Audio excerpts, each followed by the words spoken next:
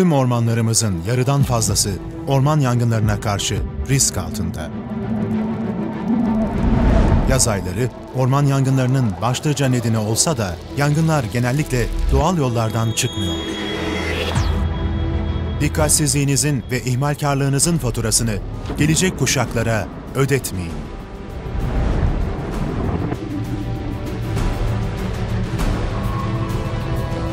Unutmayın, yanan sadece orman değil, ülkemizin geleceğidir.